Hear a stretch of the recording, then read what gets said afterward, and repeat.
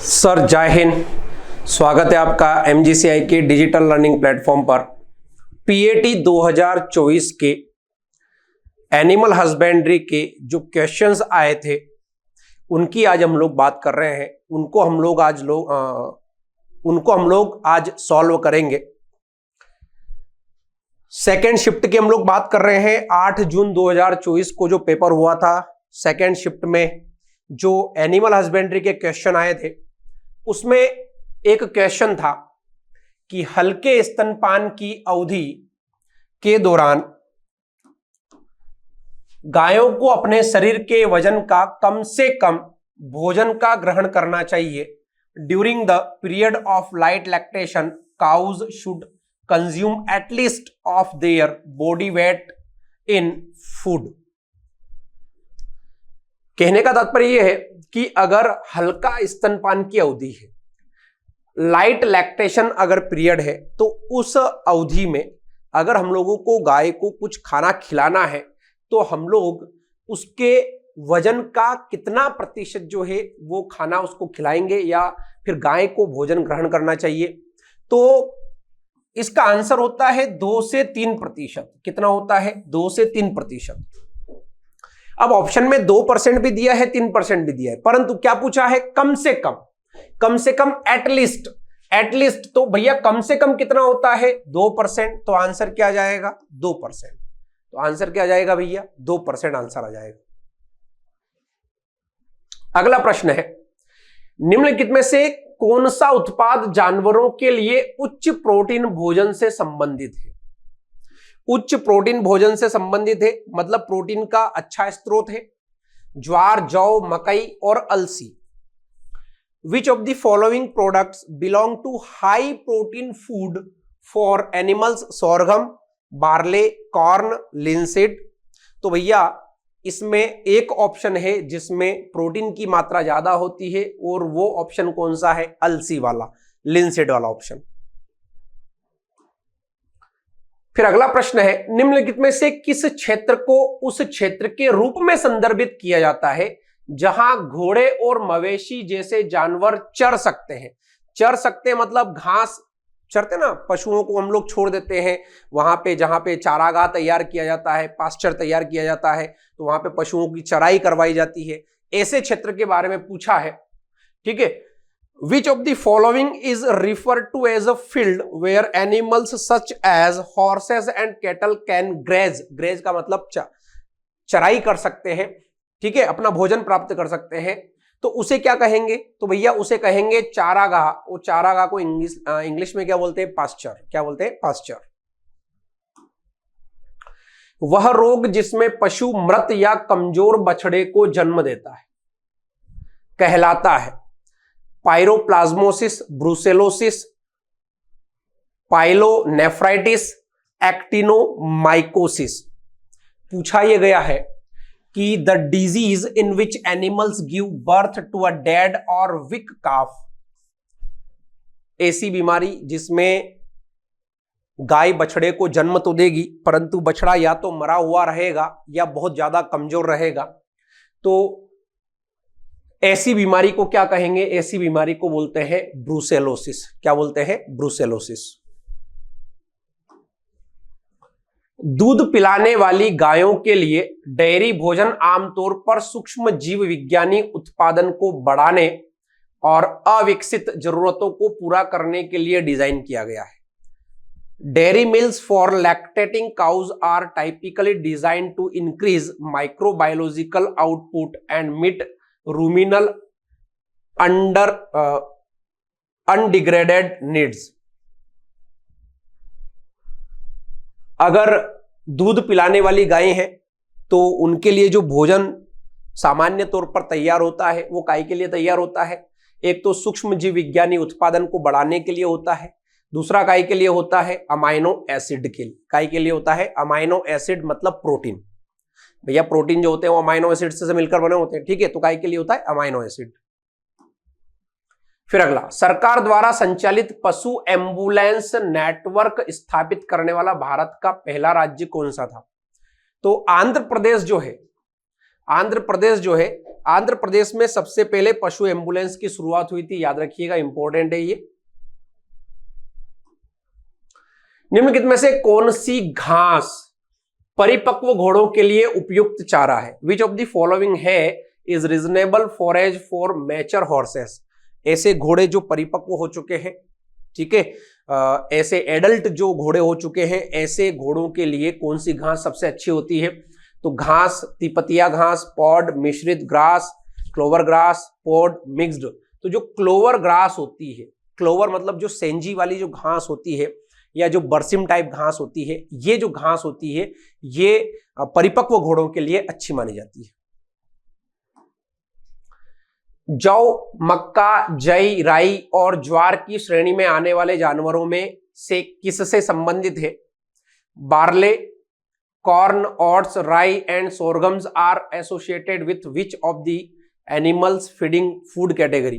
कौन सी कैटेगरी के अंदर? अब देखिए यहां पे इस प्रश्न में आप लोग ये समझ पा रहे हैं कि उसने सिर्फ फसलों के नाम दिए हैं, फसलों का प्रकार बताया ही नहीं है। नहीं बताया मतलब या तो वो ये बोल देता है कि मक्का का बाई प्रोडक्ट, या फिर बोल देता है इन फसलों के बाई प्रोडक्ट, उप उत्पाद, या फिर ये बोल देता है कि इन फसलों की चरी। तो हम लोग समझ भी पाते हैं भैया, चरी अगर बोलता तो रफेज आंसर आ जाता, उप उत्पाद बोलता तो हम लोग कंसंट्रेट पे चले जाते। अब इसने किसी प्रकार से कुछ भी टर्म नहीं दिया है और ऑप्शन में ए और बी दोनों ऑप्शन में, एक में कंसंट्रेट दिया है, एक में रफेज दिया है। तो ये प्रश्न जो है ये कैंसिल हो चुका है, ये प्रश्न जो है पीएटी में क्या हो गया, कैंसिल हो गया। परंतु अगर ऐसा कोई प्रश्न आता है तो ध्यान रखिएगा ये कंसंट्रेट के अंदर भी आ सकते हैं और रफेज के अंदर भी आ सकते हैं, ध्यान रखिएगा। फिर अगला, सिट्रिनिन एक प्रकार का है। सिट्रिनिन एक प्रकार का क्या होता है? सिट्रिनिन एक प्रकार का टॉक्सिन होता है। टॉक्सिन मतलब एक प्रकार का जहर हो जाता है जो फूड प्रोडक्ट मतलब जो खाद्यान्न फसलें होती है, ठीक है, जैसे जो बाय प्रोडक्ट होते हैं, मक्का हो गया, ज्वार हो गया, इनका, तो इनके अंदर सिट्रिनिन का निर्माण होता है जो एक प्रकार से क्या होता है, टॉक्सिन होता है, एक प्रकार से क्या होता है, विष होता है। तो आंसर आ जाएगा सी, चेन्नई। अगला है, एक गोलाकार मांसपेशी है जो लंबे समय तक मजबूती से और लगातार सिकुड़ सकती है, जिससे आंत के एक खंड और दूसरे के बीच आदान प्रदान को रोका जा सकता है। Dash dash dash is a circular muscle that can contract tightly and steadily या tonically for a long period, thereby preventing exchange between one segment of gut and another. मान लीजिए कि कोई एक आंत है, अब इस आंत में किसी प्रकार का कोई लीकेज ना हो, किसी प्रकार का क्या ना हो, कोई लीकेज ना हो, तो इसके लिए इस आंत के अंदर एक गोलाकार क्या पाई जाती है, एक गोलाकार मांसपेशी होती है, और इस गोलाकार मांसपेशी का नाम होता है स्फिंक्टर। क्या होता है? स्फिंक्टर, जिसकी वजह से लीकेज नहीं हो पाता है। क्या नहीं हो पाता? लीकेज नहीं हो पाता। तो आंसर आ जाएगा आपका स्फिंक्टर, बी, बॉम्बे। मध्य प्रदेश में निम्नलिखित में से कौन सी भैंस की नस्ल पाई जाती है?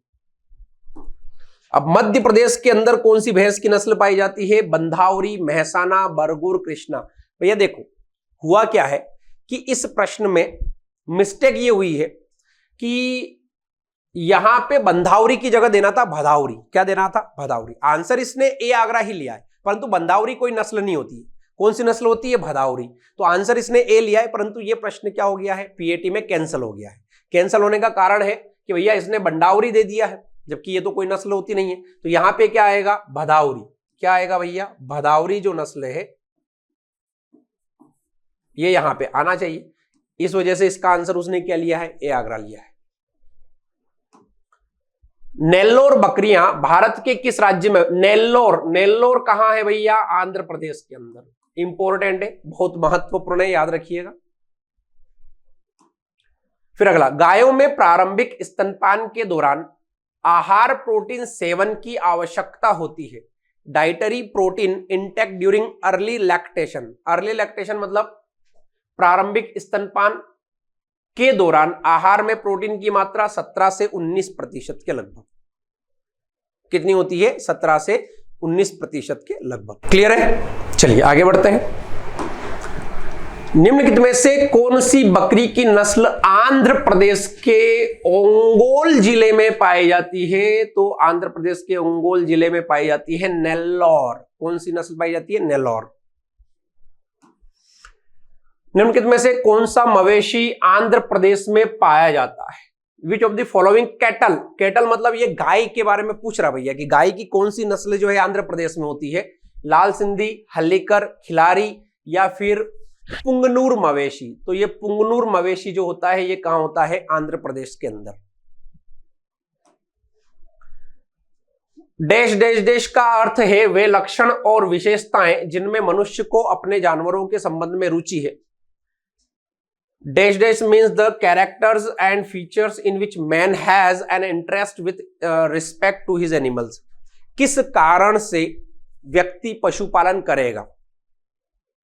तो सीधी सी बात है भैया, आर्थिक तौर पर अगर लाभ हो रहा है तो ही तो वो पशुपालन करेगा। आर्थिक तौर पर अगर लाभ हो रहा है तो ही तो वो पशुपालन करेगा। तो किस वजह से करता है? आर्थिक लक्षण की वजह से।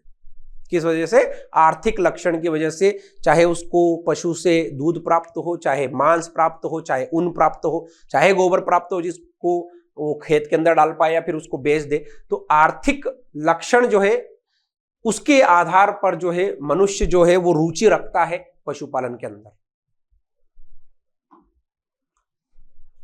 तो ये थे जो 8 जून 2024 को पेपर हुआ था सेकेंड शिफ्ट में, उसके एनिमल के क्वेश्चन। क्लियर है?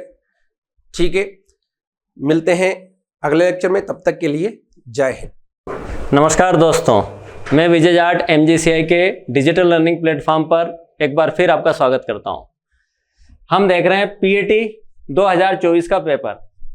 जैसे 2 दिनों में ये पेपर हुआ था, 8 और 9 जून को। ठीक है, तो सबसे पहले हम देख रहे हैं यहाँ पर 8 जून का पेपर। तो इसका ये है पहला क्वेश्चन, निम्नलिखित में से कौन सा कथन बैलों के लिए सत्य नहीं है?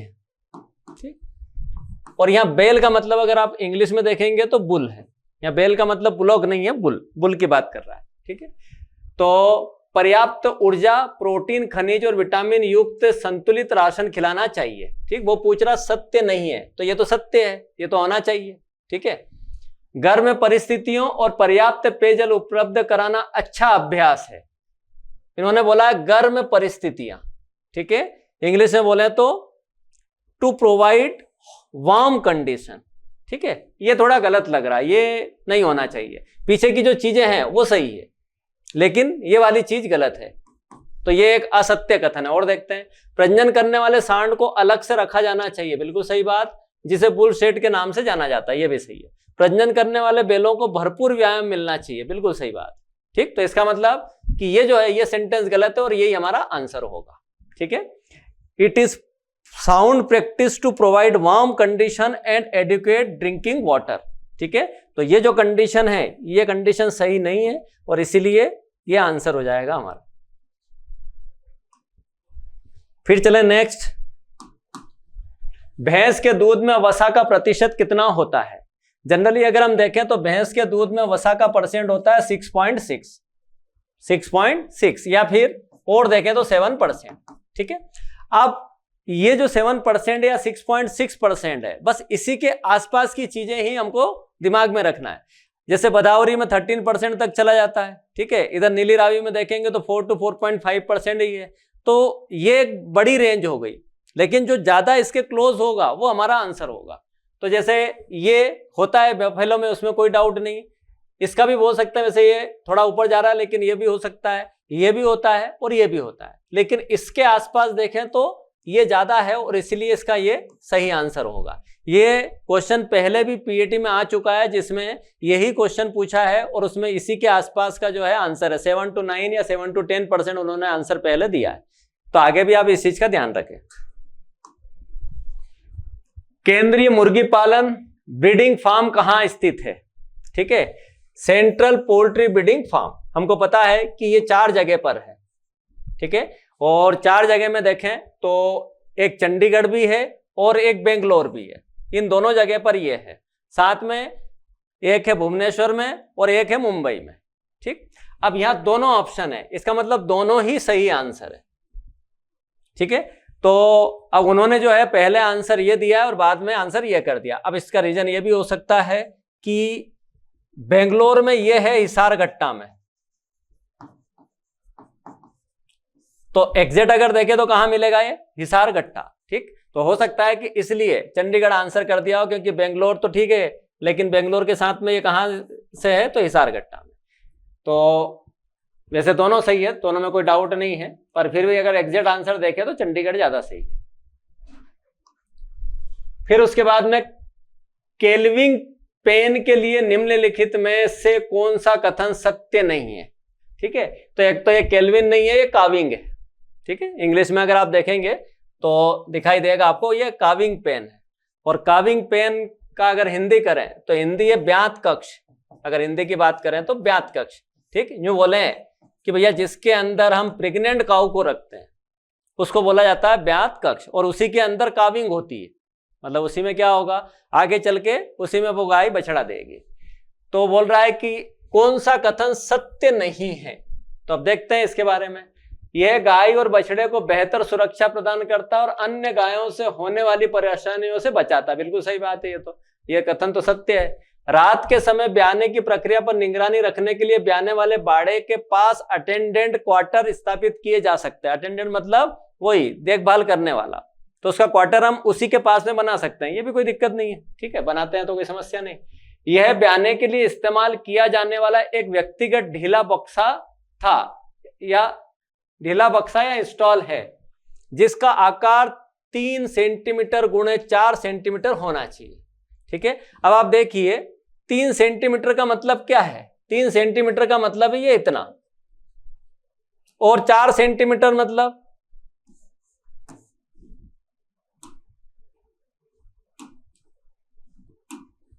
ये है 3 सेंटीमीटर और ये मान लेते हैं 4 सेंटीमीटर। इतना बड़ा बॉक्स जो आपको यहां पर दिखाई दे रहा है, इतना बड़ा, और इतने बड़े में वो गाय को रखना चाहते हैं।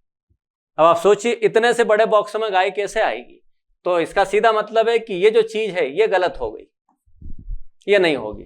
ठीक है, तो उसने सत्य नहीं है पूछा और ये सत्य नहीं है। फिर भी और चौथा ऑप्शन देख लेते हैं। ब्याने की कलम की निम्नलिखित वस्तुएं हर समय उपलब्ध कराई जानी चाहिए। ठीक है, इंग्लिश में लिखा the calving pen following items should be made available at all times. मतलब कि भैया कार्विंग के लिए जो चीजें जरूरी है वो हर समय वहां पर होना चाहिए, क्योंकि कब कार्विंग हो जाए ये पता नहीं।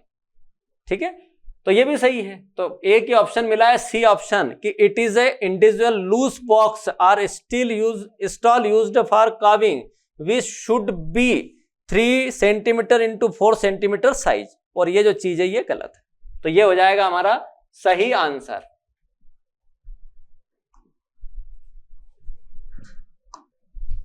फिर है नेक्स्ट, मुर्गी के अंडों का शारीरिक शून्य लगभग डिग्री सेल्सियस होता है, फिजियोलॉजिकल 0। ठीक है, और फिजियोलॉजिकल 0 टेम्परेचर होता है 24 ऐसा टेम्परेचर है जिस पर अगर देखें तो यहां पर जो है, जो चिक है या जो एम्ब्रियो है उसकी एक्टिविटी चल रही है, लेकिन जैसे ही इसके नीचे जाएगा उसकी एक्टिविटी 0 हो जाएगी। ठीक है, तो जैसे ही इससे नीचे गया एक्टिविटी खत्म और जैसे ही इस पर आया एक्टिविटी चालू, तो इसको बोला जाता है फिजियोलॉजिकल 0। ठीक है, तो आंसर आ जाएगा 24। जैसे एक को हमको पता है कि 37.7 चाहिए। ठीक है, आप अगर कम करोगे तो प्रॉब्लम तो होगी, लेकिन कम होगी, लेकिन धीरे धीरे और कम करते चले गए और आप 24 पर पहुंच गए तो एक आगे यूं बोलो कि क्रिटिकल स्टेज आ गई। अब इससे नीचे गया तो फिर एम्ब्रियो के अंदर जो चीजें चल रही है उसकी एक्टिविटी खत्म हो जाएगी। भारत विश्व में ब्रॉयलर मांस का सबसे बड़ा उत्पादक है। ठीक है, India is the largest producer of broiler meat in the world.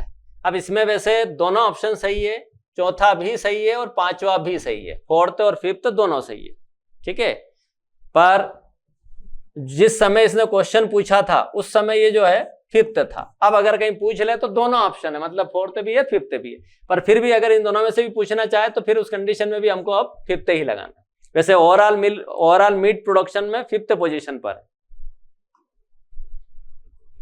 गाय के दूध के घी में केरोटीन मिलीग्राम प्रति ग्राम की रासायनिक संरचना है। ठीक है, तो इसका यह है सही आंसर है। कि गाय के दूध में केरोटीन कितना होता है मिलीग्राम में, तो मिलीग्राम में है वो 3.2 to 7.4 मिलीग्राम पर ग्राम घी, इतना उसके अंदर उपस्थित होता है। ठीक, फिर है दूध की मात्रा को प्रभावित करने वाले पर्यावरणीय कारक है इन्वायरमेंटल फैक्टर्स। ठीक है, तो इन्वायरमेंटल फैक्टर्स के अंदर देखें तो एक चीज समझ लीजिए कि दो तरह के फैक्टर होते हैं, फिजियोलॉजिकल और इन्वायरमेंटल। फिजियोलॉजिकल को ही हम जेनेटिकल बोल सकते हैं, फिजियोलॉजिकली क्या हो गए, जेनेटिकल हो गए। ठीक है, जो कोई भी ब्रीड हो या यूं बोले कोई भी स्पीशीज है तो जिसमें जन्मजात वो चीजें रहेगी कि भैया काऊ है तो उसकी जो ब्रीड है उसमें वो चीजें सारी होगी जो काऊ में होती है जनरली। ठीक है, तो ये जो चीजें होती है ये होती है जेनेटिकल, और जेनेटिकल को ही बोला जाता है फिजियोलॉजिकल। ठीक है, तो दो तरह के हो गए, फिजियोलॉजिकल और इन्वायरमेंटल। फिजियोलॉजिकल मतलब जेनेटिक, और इन्वायरमेंटल मतलब जो बॉडी से रिलेटेड नहीं, मतलब जो इनबिल्ट नहीं है, जेनेटिकल नहीं है, वो हो गई इन्वायरमेंटल। तो इसमें देखें तो जैसे प्रजाति हो गई, नस्ल हो गई और ड्राई पीरियड, ये जो है कैसी हो गई, ये है जेनेटिक चीजें। हमको पता है कि काऊ 300 डेज के आसपास मिलकर प्रोडक्शन करती है और उसके बाद में फिर धीरे धीरे दूध देना बंद कर देगी। ठीक है, तो इसका मतलब कि उसमें ड्राई पीरियड बाद में आने वाला है, तो इसका मतलब ये भी एक जेनेटिक चीज हो गई कि वो आगे जाके सूखना तय है, वो एक जैसा प्रोडक्शन हमेशा नहीं कर सकती। तो ये भी है, ये भी हमने पढ़ा है, और ये भी वही चीज है। तापमान और आर्द्रता क्या है, ये दोनों के दोनों पर्यावरणीय है, तो ये सही आंसर है। स्तनपान संख्या और गर्भावस्था, ठीक है, इनकी अगर हम बात करें तो ये भी पर्यावरणीय है। चारा और पानी की आपूर्ति, दूध देने का अंतराल और तनाव, ये भी पर्यावरणीय है। तीनों के तीनों हैं, पर उसने इसमें से जो है जिसमें ज्यादा ऑप्शन थे, जैसे इसमें कितना है, चारा, पानी, दूध देने का अंतराल और तनाव। ठीक, नंबर ऑफ जो फैक्टर्स है इसमें ज्यादा है, इसलिए आंसर उसने सही माना है ये। बाकी ये भी सही है और ये भी सही है। ठीक है, ये दोनों जो है ये दोनों भी सही है।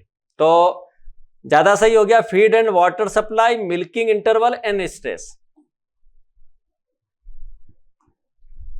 फिर है नेक्स्ट, रोकने के लिए लासोटा का टीका दिया जाता है। Lasota vaccine is given to prevent, तो हमको पता है कि लासोटा रानीखेत के लिए है। ठीक है, रानीखेत डिसीज, ये तो आपको पता ही है कि गाउट जो है वो किडनी फेल्योर वाला है। ठीक, फिर उसके बाद में मारेक्स की बात करें तो हर्पीस से होता है, और इसके लिए आरडीवीएफ और एचटीवी टीके हैं, और एस्केरिडियासिस से अगर देखें तो ये पैरासाइटिक है। ठीक है, तो इसका सही आंसर आ जाएगा रानीखेत डिसीज। मुर्गी पालन के मूल सिद्धांतों के बारे में निम्नलिखित में से कौन सा कथन गलत है। फार्म को चारों ओर से हरित पट्टी उगानी चाहिए जिसमें कम से कम 2 पंक्तियां अलग अलग 3 मीटर से अधिक ना हो। ठीक है, तो फार्म के आसपास हमको पेड़ लगाना ही चाहिए, और आपने शायद उधर शेल्टर में पढ़ा होगा कि भैया अलग अलग पट्टियां अलग अलग हाइट की लगाई जाती है, तो वो तो ये तो सही है। वो पूछ रहा है गलत कौन सा है, तो ये तो सही है। फार्म किसी अन्य मुर्गी पालन फार्म से कम 10 मीटर की दूरी पर स्थित नहीं होना चाहिए, तो ये गलत है, वो होना चाहिए। 2 फार्म के बीच की दूरी जो है वो कितनी होना चाहिए, 100 मीटर होनी चाहिए। ठीक है, तो ये जो है सेंटेंस, ये सेंटेंस हमारा आंसर होगा। ठीक है, दूसरा है, फिर आगे और देख लेते हैं। फार्म किसी भी प्रमुख जल पीने के स्रोत से कम 100 मीटर की दूरी पर स्थित नहीं होना चाहिए, तो होना चाहिए ये भी। ठीक है, फिर फार्म का डिजाइन राज्य प्रदूषण नियंत्रण बोर्ड के अनुरूप होना चाहिए, तो ये भी सही बात है, ये भी होना चाहिए। ठीक है, और ये भी जो है 100 मीटर की दूरी पर नहीं होना चाहिए। ठीक, क्योंकि नजदीक रहेगा तो ठीक रहेगा। तो इसका सही आंसर अगर देखें तो बी आएगा, the farm should not be located at least 100 metres from any other poultry farms. चूहे निम्नलिखित में से किस रोग का कारण है, तो चूहे कॉक्सीडियोसिस का कारण है। जो कॉक्सीडियोसिस है वो मेनली अगर देखें तो फैलने की अगर हम बात करें तो वैसे तो होती है वो मेनली लिटर से, लेकिन उसको दूसरे उसमें फैलाने का काम करते हैं चूहे। ठीक है, रोडेंट जिसको बोला है वो उसको फैलाने का काम करते हैं, तो कॉक्सीडियोसिस सही आंसर आएगा। प्रति पशु ईयरलिंग या बकरी के बच्चों के लिए न्यूनतम फर्श स्थान की आवश्यकता क्या है? What is the minimum floor space required for yearling per animals. अब एक चीज आप अगर इसमें देखोगे तो यहाँ बकरी का बच्चा भी लिख दिया है, लेकिन इंग्लिश वर्जन में कहीं पर भी बकरी का बच्चा नहीं आया।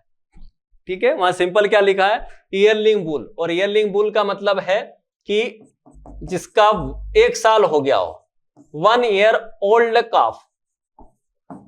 ठीक है, उसको बोलते हैं ईयरलिंग। ठीक, तो उसके लिए स्पेस पूछ रहा है, और शायद आपको पता होगा तो हमने पढ़ा है 1 स्क्वायर मीटर। ठीक है, इसी के आसपास हम स्पेस देते हैं, और गोट के लिए भी सेम कंडीशन है, इसी के आसपास हम स्पेस देंगे, क्योंकि यही एक ऑप्शन ऐसा है जो सही है। तो इसी के आसपास स्पेस है 0.9 स्क्वायर मीटर, तो ये आंसर सही है। हिरण के दूध में वसा का न्यूनतम प्रतिशत कितना होता है? ठीक है, अब हिरण के दूध में वसा का परसेंट काफी रेंज वाला काम है, ये 10 to 20% की रेंज में चलता है। ठीक है, अब हिरण में भी क्या, एक तो डियर होता है, एक रेन डियर होता है। अब वो कभी कभार दोनों को एक मान लेता है। तो इस कंडीशन में अगर देखें तो मेरे हिसाब से सारे ही ऑप्शन आ रहे हैं एक को छोड़ के, पर वो आंसर उसने यही दिया है। ठीक है, तो आंसर तो मतलब ये दिया है, लेकिन इनमें से कोई भी आंसर जो है वो सही नहीं है। तो ये क्वेश्चन जो है वो कैंसल्ड हो चुका है, ये कैंसल्ड क्वेश्चन है। ठीक है, इस रेंज को आप दिमाग में रखें रेनडियर के लिए। बाकी 17.1 भी है, ठीक है, 22.2 भी है, और 12.2% भी है, ये सारे हैं। फिर अगला, संघनित दूध पूरे दूध के पानी का एक हिस्सा द्वारा प्राप्त उत्पाद है। Condensed milk is the product obtained by a part of the water of whole milk है। अब वो कंडेंस्ड मिल्क की बात कर रहा है, और उसको बनाने के लिए क्या करेंगे? हम वाटर को, मॉइस्चर को उड़ाएंगे, मतलब उसका इवेपोरेशन करेंगे। तो सिंपल है, किससे बनाएंगे इसको? इवेपोरेशन। तो evaporating a part of the water of whole milk है, वाष्पीकरण करेंगे हम उसमें से, और कंडेंस्ड मिल्क तैयार कर देंगे। गाय के दूध में केसिन प्रोटीन की कितनी मात्रा होती है? ठीक, तो गाय के दूध में केसिन होता है अप्रोक्स 2.5%। ठीक, और 2.5% का मतलब क्या है? 2.5 ग्राम पर 100 ग्राम मिल्क। ठीक है, या फिर 100 ग्राम लिख सकते हैं, 100 ml लिख सकते हैं। 100 ml में इतना, तो अगर मान लो मैं इसको 1000 ml कर दूं, तो उस कंडीशन में ये हो जाएगा 25 ग्राम। तो 25 ग्राम पर 1000 लीटर या 1000 ml, और 1000 ml का मतलब क्या है? 1 लीटर, मतलब पर लीटर। तो पर लीटर कितना है? अप्रोक्स 25। अब इसमें देख लो, सारे ऑप्शन पर लीटर में दिए हैं। ठीक है, तो इसके आसपास का जो ऑप्शन सही है वो है 29.5। पीएफए मानकों के अनुसार न्यूनतम 1.5% वसा और 9% एसएनएफ वाला दूध है। ठीक है, तो ये जो कंडीशन है ये है डबल टोन्ड मिल्क की, डबल टोन्ड। ठीक है, as per PFA standard milk with minimum content of 1.5% fat and 9% SNF, तो ये आ जाएगा डबल टोन्ड मिल्क। सूखा दूध या पाउडर दूध, दूध से को हटाने से प्राप्त उत्पाद है। ड्राइड मिल्क और milk powder is the product obtain by the removal of. अब अगर मिल्क पाउडर बनाना, आप किसको रिमूव करोगे? आप वाटर को रिमूव करोगे, पानी को निकालोगे, तब जाके मिल्क पाउडर बन जाएगा। क्योंकि इनको निकाल दिया तो मिल्क पाउडर नहीं बनेगा, तो वो या स्किम्ड मिल्क बनेगा और या फिर वह बनेगा। दूध की मात्रा को प्रभावित करने वाले शारीरिक कारक है। ठीक है, और शारीरिक को इंग्लिश में लिखा उसने फिजियोलॉजिकल, जिसकी डिस्कस अभी थोड़ी देर पहले हमारी हुई थी कि फिजियोलॉजिकल मतलब जेनेटिक। ठीक है, तो अब इसमें देखो, तनाव को हमने इन्वायरमेंटल में लिया था, हार्मोन वृद्धि, दूध देने का अंतराल। ठीक है, ये भी इन्वायरमेंटल है। चारा और पानी की आपूर्ति, अब इसमें हार्मोन जो है वो है बॉडी की चीज, ठीक है, लेकिन बाहरी चीजों से वो अफेक्ट होता है। चारा और पानी की आपूर्ति, ये भी इन्वायरमेंटल है। प्रजाति, नस्ल और ड्राई पीरियड, जिसका भी थोड़ी देर पहले हमारी बातचीत हुई कि वो फिजियोलॉजिकल है। ठीक है, तो ये हो गया शारीरिक या फिजियोलॉजिकल, ये सही answer. Species, breed and dry period. गायों में प्रसव के तुरंत बाद निम्नलिखित में से कौन सा प्रबंधन का हिस्सा है? ठीक है, किसके बाद? प्रसव के तुरंत बाद। प्रसव मतलब काविंग, ठीक है। विच of the following is a part of management immediately after parturition, ठीक है। पार्चुरेशन मतलब काव में बात करें, काव बफेलो में तो काविंग, ठीक है। तो इसके बाद का हिस्सा तो देखते हैं। थन से दबाव कम करने के लिए गाय का दूध निकाला जा सकता है, ठीक है। Cows may be milk to relieve the pressure from the udder, ठीक है। जैसे ही उसकी काविंग हुई है उस समय अडर में मिल्क ज्यादा है और उस मिल्क का प्रेशर कम करने के लिए हम क्या करते हैं? अडर में से कोलेस्ट्रम को निकाल लेते हैं, ठीक है। तो प्रबंधन का हिस्सा है ये तो है। फिर सेकंड, गर्भावस्था की उन्नत अवस्था वाले पशु को दृश्यता में अलग से बांधे। Tie the animal in the advance stage of pregnancy separately under the visibility, मतलब कि जो प्रेग्नेंट है उसको अलग से हमको बांधना चाहिए। तो वो काम हमने थोड़ी देर पहले किया था काविंग बॉक्स में, कि उसको जो प्रेग्नेंट है उसको काविंग बॉक्स में ट्रांसफर कर दिया। पर अब आप यहां पर एक चीज देखेंगे, क्या लिखा है? प्रसव के तुरंत बाद, ठीक है, जस्ट या इमीडिएटली आफ्टर पार्चुरेशन। तो ये बात हो रही है प्रसव के बाद की। वो बात क्या कर रहा है? पहले की, प्रेग्नेंट काऊ की बात कर रहा है। तो ये तो है ही नहीं अभी, उसका तो कोई मतलब ही नहीं। तो इसका मतलब ये सेकंड वाला नहीं है हिस्सा। रात के समय ब्याने की प्रक्रिया पर निगरानी रखने के लिए ब्याने वाले बाड़े के पास अटेंडेंट क्वार्टर स्थापित किए जा सकते हैं, जो थोड़ी देर पहले भी आया था। अटेंडेंट क्वार्टर्स में be established nearer to calving pen to monitor calving process during the night time. तो आप अगर देखोगे तो फिर यहां पर क्या आया है? यहां फिर काविंग बॉक्स की बात हो रही है, ठीक है। और काविंग बॉक्स की अगर बात करें तो फिर वही बात है कि ब्याने के पहले की बात है, ठीक। तो ये भी नहीं होगा। गाय को अलग अलग ब्याने वाले बाड़ों में स्थानांतरित किया जाना चाहिए। फिर ब्याने वाला मतलब फिर काविंग वाला काम हो गया, ठीक है, उसमें ले जाना है। तो ये भी फिर वही बात हुई कि ये भी नहीं होगा। तो ये तीनों नहीं है, ये ऑप्शन सही है। वसा का सांद्रण जो क्रीम को मत्तर वसा को एक सघन द्रव्यमान में एकत्रित करके कार्य चालन क्रिया किया जाता है, क्या कहलाता है? Fat concentrate which is obtained by churning cream, cream की चर्निंग कर रहे हैं, gathering the fat into a compact mass and then working it is called as, ठीक है। वो बोल रहा है कि हम फेट जो है कंसंट्रेट करना है, किससे? चर्निंग से, क्रीम की चर्निंग करेंगे और उससे फेट क्या होगी? गैदर्ड हो जाएगी, इकट्ठा हो जाएगी, ठीक है। और वो जो इकट्ठा फेट हुई है उसको क्या बोलेंगे? तो मटके में जब हमने चर्निंग की तो क्या इकट्ठा हुआ था? बटर, ठीक है। तो ये आंसर के सेम क्वेश्चन पहले भी आ चुका है। हिंदी वर्जन में उसने थोड़ा सा जो है चेंज किया था, कुछ बिनोला टाइप की चीज, मतलब बिलोना इसके अंदर डाला था, लेकिन इंग्लिश वर्जन दोनों ही क्वेश्चन में सेम है। मुर्गी हैजा निम्नलिखित में से किस जीव के कारण होता है? तो हैजा होता है पास्चुरेला मल्टोसिडा, ठीक है। फाउल कॉलेरा जिसको बोलते हैं, दोनों एक ही चीज है। और फाउल कॉलेरा किससे होता है? Pasteurella multocida. फिर है लैक्टोज किसका संयुक्त रूप है? ठीक है, lactose is a combined form of, तो हमको पता है लैक्टोज दो चीजों से बना है, ग्लूकोज एंड गैलेक्टोज, और दोनों की दोनों मोनोसैकेराइड है, और इसलिए लैक्टोज जो बनेगा वो कैसा होगा? डाइसैकेराइड। तो लैक्टोज इन दोनों से बना, देख लो किस ऑप्शन में, ग्लूकोज गैलेक्टोज, ये आंसर सही हो गया। मवेशियों में अधिकतम उपज प्राप्त की जा सकती है, ठीक है। Maximum yield in kettle can be achieved, तो हमने बोला है 4 to 8 वीक्स, 1 to 2 मंथ, ठीक है। अब ये है 30 डेज और ये है 60 डेज, बस। अब ये डेज में ऑप्शन दिए हैं, इसके अकॉर्डिंग आंसर लगा दो। तो इसके अकॉर्डिंग देखें तो ये थोड़ा सा कम हो रहा है, 10-10 दिन, ठीक है। बयाने के ये 30 तो सही है, लेकिन कुछ ज्यादा 3 महीने तक पहुंच गया, ये और उससे ऊपर, ये उससे ऊपर, ये सही आंसर हो जाएगा, ठीक है। एस्केरिडिया गेली, एस्केरिडिया की अगर बात करें, ठीक है, तो परजीवी है, और ये परजीवी कहां रहते हैं? आंतों में रहते हैं। तो एक रहता है ट्रेकिया में, कुछ ट्रेकिया में मतलब श्वास नली में, विंड पाइप में, और कुछ रहते हैं फुट पाइप में। तो ये फुट पाइप वाला है, आंतों में रहता है। जांघ की मांसपेशियों में रक्त स्त्राव नैदानिक लक्षण है। Haemorrhages in thigh muscles in a clinical symptoms of, तो ये है बर्ड फ्लू का। जैसे अपन ने सिम्टम्स शायद आपने पढ़े होंगे, हमने यहां से शुरू किया था, ऊपर से, कॉम्ब से, कलंगी से।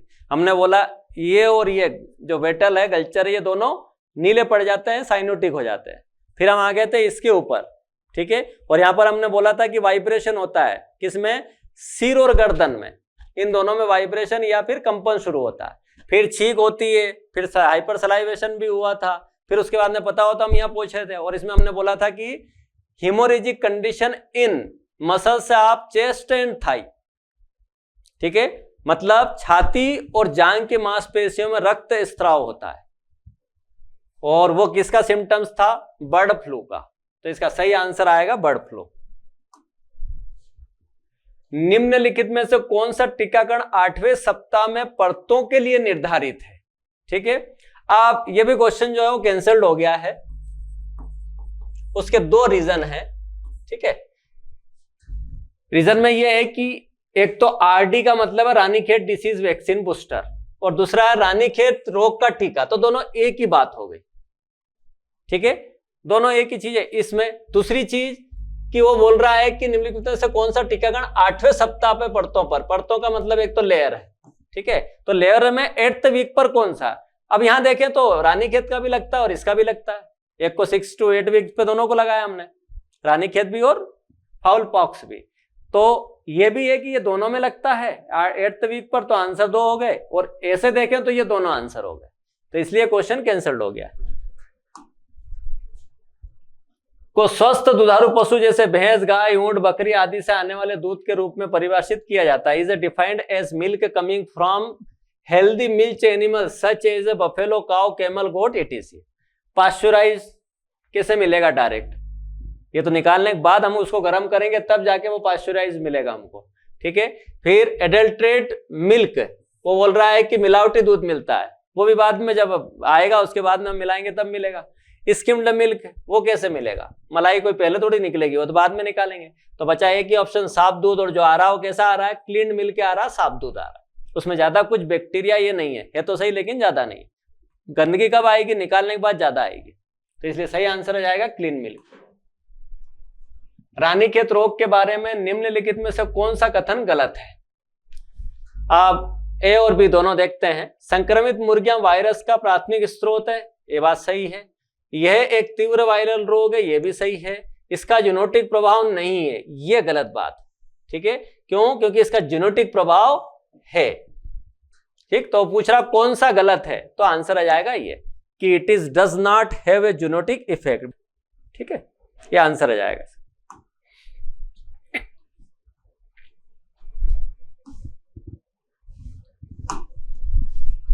सप्ताह की उम्र के मुर्गे मेरेक्स रोग के लिए अति संवेदनशील होते हैं। Week of age chicken are susceptible to Marek's disease, तो 6 to 10 वीक्स भी है और 12 to 24 वीक्स भी है। अब दोनों ऑप्शन में आ जाए तो अब आगे से ध्यान रखना, आपको 12 to 24 वीक्स वाला ऑप्शन सही मानना है, ठीक है, और ये नहीं हो तो फिर इसके हिसाब से आंसर देना है।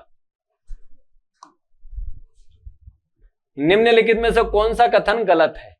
बकरी के मांस की तुलना में मुर्गे के मांस की मांग अधिक है, बिल्कुल सही बात है, उसमें कोई डाउट नहीं, ठीक है। पूछ रहा है गलत, तो ये तो सही है, तो ये तो नहीं है। ब्रॉयलर्स में उच्च फीड दक्षता होती है, ये भी सही बात है, ठीक है। अपन ने पढ़ा है 2 किलो खाता है 1 किलो दे देता है, तो वो भी सही है। ब्रॉयलर्स के पालन की अवधि केवल 5 से 6 सप्ताह है, ये भी सही बात है, ठीक है, इसमें भी ज्यादा कोई दिक्कत नहीं है। अपन 8 सप्ताह तक बोल रहे हैं, बट ठीक है।